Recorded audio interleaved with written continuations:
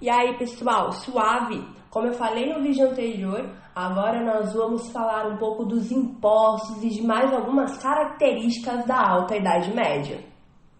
Tá, mas o que eram esses impostos? Vou começar aqui falando da talha. O que era esse negócio aí, esse imposto chamado talha? A talha era uma obrigação do servo.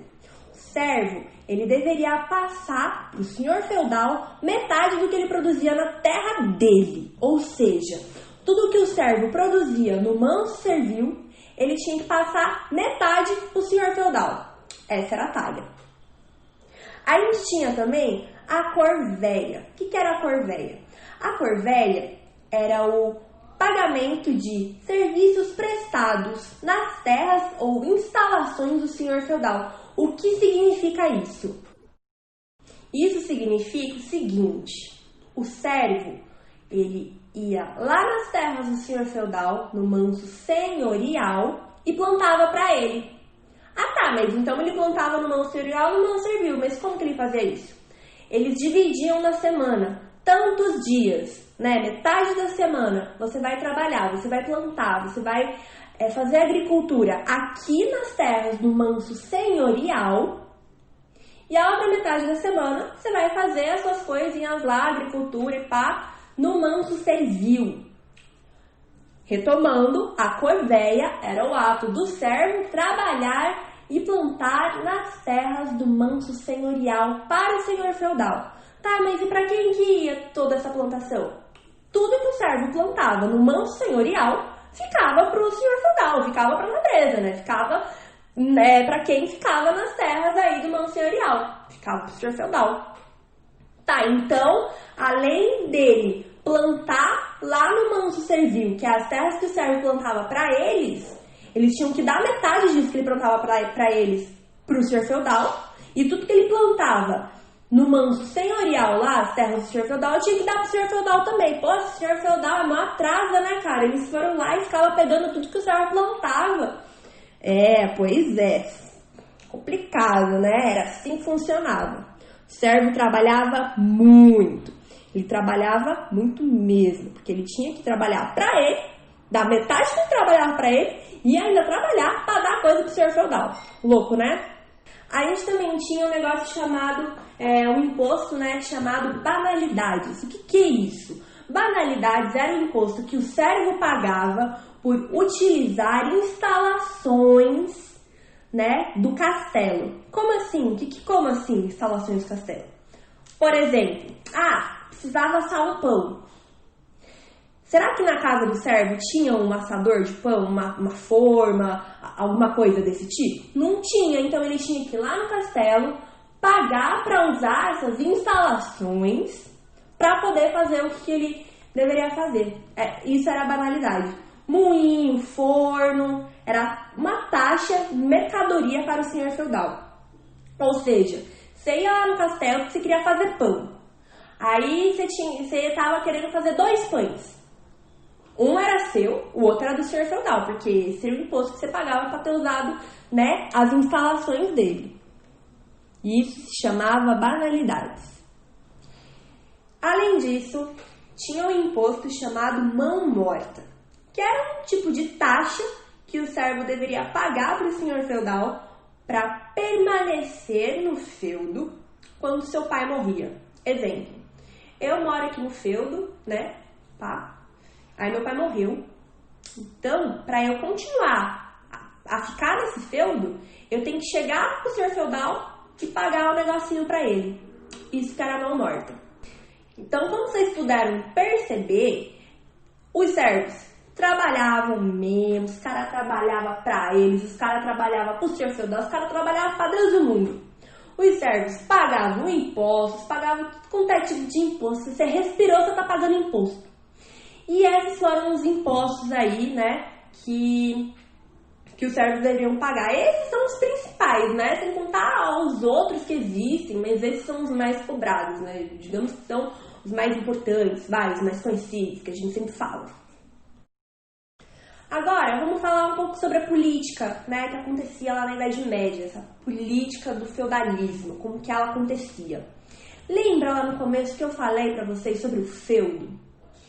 Ah, mas tem um feudo na Europa inteira? Não, lembra disso? Não tem só um feudo, são vários feudos, são vários senhores feudais. O que isso quer dizer? Quer dizer que a política ela era fragmentada, existiam vários reinos, vários feudos. E a política também era descentralizada, ou seja, não tinha só um rei, não tinha só uma pessoa para governar todo mundo. Tinham várias pessoas que governavam e cada pessoa governava o seu. Tinham vários feudos, cada feudo era governado por um senhor feudal. Isso significa que existiam vários feudos, tinham vários senhores feudais. Isso significa que a política era descentralizada. Bem aqui, vamos fazer um link. Se a política fosse centralizada, o que ia acontecer? Você ia ter um vasto rolê lá de terra e uma pessoa só ia tomar conta dela. Lembra? Era o caso do Império Romano. No Império Romano, a gente tinha um imperador que tinha toda aquela extensão de terra que era do Império Romano e só ele tomava conta, só ele decidia por aquelas terras. Aqui no feudalismo, aqui na Idade Média, não é assim. Na Idade Média, você tem vários feudos, várias expansões de terra e cada feudo, cada parte de terra que existe é comandada por um senhor feudal. Então, vários feudos, vários senhores feudais, política descentralizada, porque tem vários reis, vários senhores feudais. Agora, dentro dessa política que é fragmentada e descentralizada, eu vou contar para vocês um negócio chamado suzerania e vassalagem. Que é isso, meu Deus? Que é isso? Qual é a disso? Suzerania e vassalagem era um rolê que o senhor feudal fazia com outro cara da nobreza para dividir as terras. Como assim? O suzerano, que era o dono da terra, ele não ia dar, a terra para outro cara porque ele era bonzinho. Ele meio que emprestava um pedaço de terra dele para outra pessoa que também era da nobreza, para eles construírem um laço entre eles de proteção e fidelidade. Tá, como assim proteção e fidelidade? O suzerano, que era o dono da terra, ele emprestava a terra para o seu vassalo. Esse vassalo ele ia ter a terra, né? Ele ia cuidar dessa terra, ele ia produzir nessa terra, ele ia proteger essa terra, em troca de auxílio militar e fidelidade, auxílio monetário e fidelidade. Ou seja, o suzerano ele emprestava a terra para outra pessoa, para essa pessoa poder auxiliar ele e jurar fidelidade para ele. Então, era meio que uma construção de alicerces, de aliados, né? Porque naquela época também tinham guerras. Então, quanto mais parceiros você tivesse, melhor ia ser. Quanto mais terras você tivesse, também melhor ia ser. Por isso que era bom para os dois.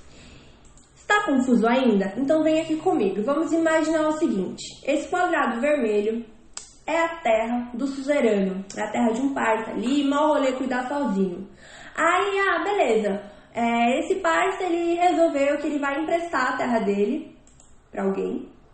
E ele chega e fala assim, na moral, vou dividir isso aqui porque facilita pra nós, né?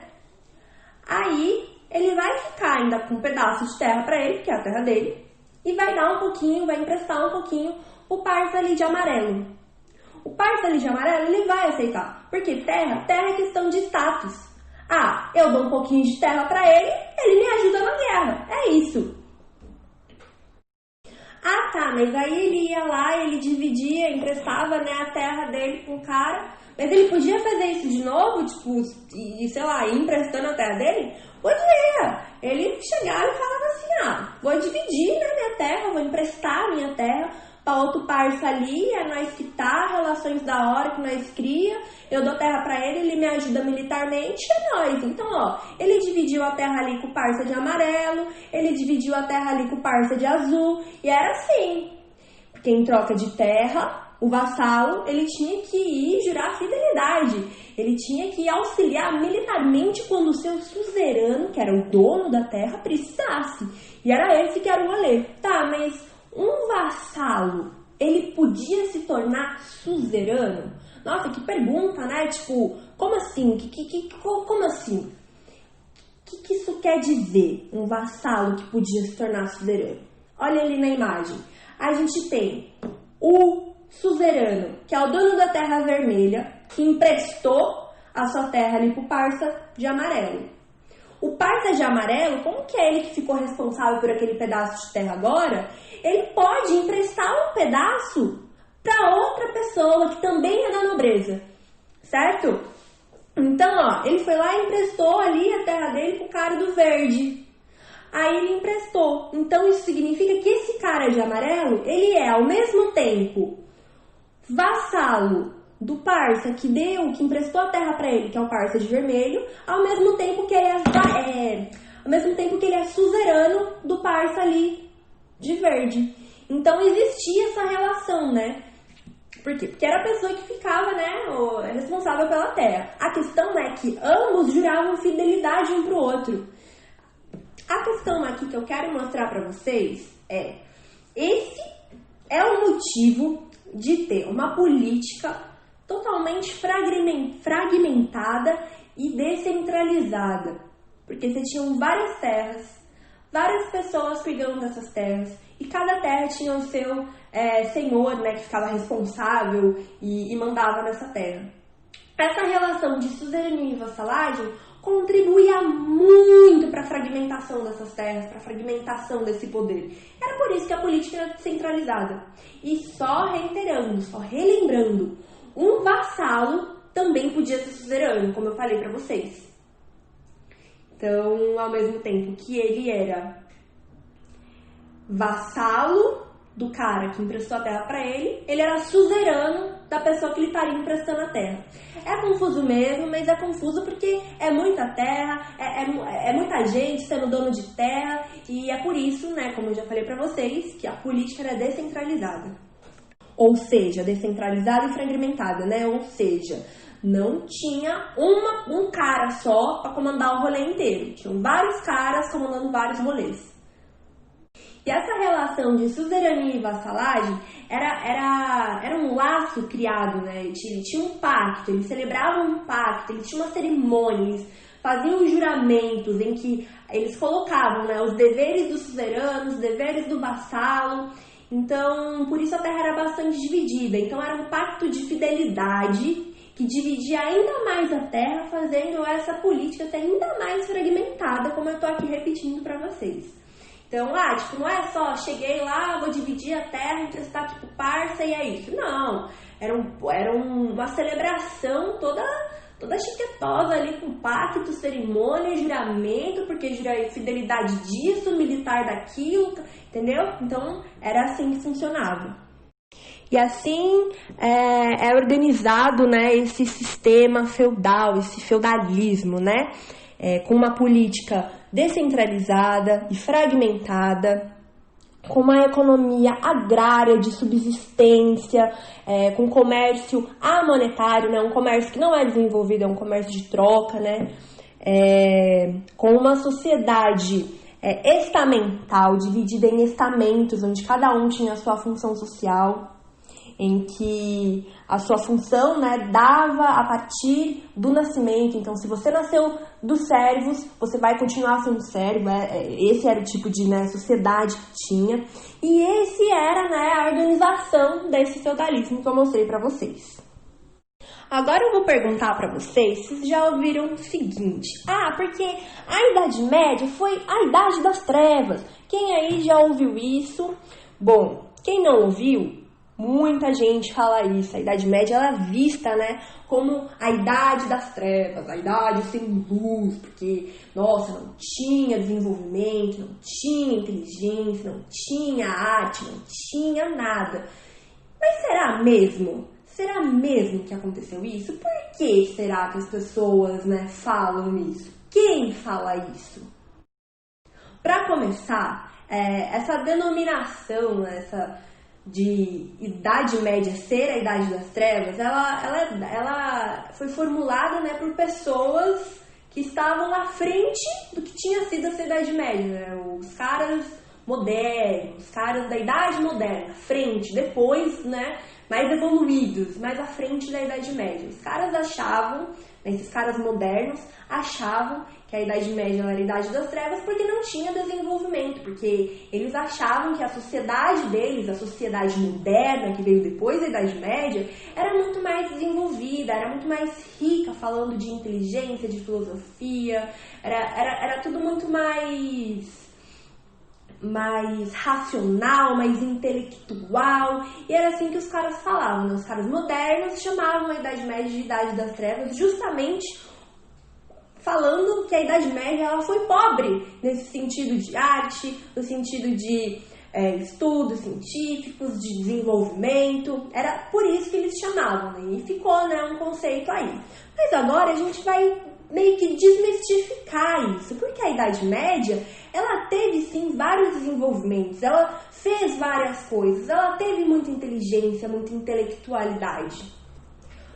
Para começar, a Idade Média, ela teve uma revolução agrícola. Gente, para vocês saberem, antes, como eu falei no comecinho do vídeo para vocês, os povos, as sociedades, elas eram nômades. Imagina! E aí, o que tem a ver essa revolução agrícola? A revolução agrícola, ela foi capaz de tornar todas essas sociedades que antes eram nômades, né, em sociedades sedentárias. Por quê? Porque eles aprenderam a plantar, eles aprenderam a entender o solo para saber o que é bom plantar agora, o que é bom plantar depois, entendeu? Então, essa revolução agrícola, as técnicas agrícolas, é algo de muita ciência, né? É algo muito revolucionário e aconteceu na Idade Média, por exemplo. É uma das coisas que torna essa caracterização, né, de Idade das Trevas, porque não teve ciência, não teve nada, algo muito que não é bem por aí, né? Outra coisa, a Idade Média, ela teve uma arquitetura muito elaborada, né? Ela teve uma arquitetura gótica, como está mostrando na imagem, uma arquitetura românica, na construção de igrejas. Ela teve as suas técnicas aí, ela teve um estudo por trás disso. A Idade Média ela também foi bastante rica em artes, porque eles tinham bastante pinturas religiosas, vitrais, iluminuras, né? Que é essa da imagem que eu tô mostrando para vocês, que é algo que teve bastante na Idade Média, foi bastante desenvolvido. E inteligência, e racionalidade, e ciência, a gente teve também. Teve a filosofia escolástica, né, que é a filosofia medieval. A gente teve aí o pensador São Tomás de Aquino, o pensador Santo Agostinho, ambos eram do clero, mas eles também tratavam, né, em seus discursos muitas questões relacionadas à razão, à racionalidade, né, porque outra coisa também que os modernos falavam da Idade Média, que eles falavam que era a Idade das Trevas, é porque a Idade Média ela não tinha racionalidade, que era tudo muito em crença, muito nisso, muito aquilo, mas não era muito assim não, né? A gente tinha os pensadores que, apesar de ser da igreja, apesar de ser do clero, eles pensavam sim nessas questões mais científicas, né? Mais racionais da coisa.